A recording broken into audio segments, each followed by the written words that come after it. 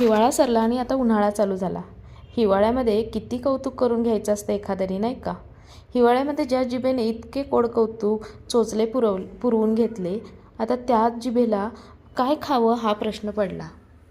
आधी खाऊ खाऊ करणारी आता नको नको म्हणायला लागली बरं का, उन्हाळा वाढल्यामुळे. म्हणलं चल आता अगदीच उपाशी ठेवून कसं चालेल तिला. म्हणलं चला आज तुला वेगळं काहीतरी खायला घालते, वेगळी चव चाखवते. म्हणून म्हटलं चला आज पापडाची चटणी बनवूया. आता बघा, पापडाची चटणी बनवायसाठी मी मस्त 2-3 पापड भाजून घेतलेले आहेत.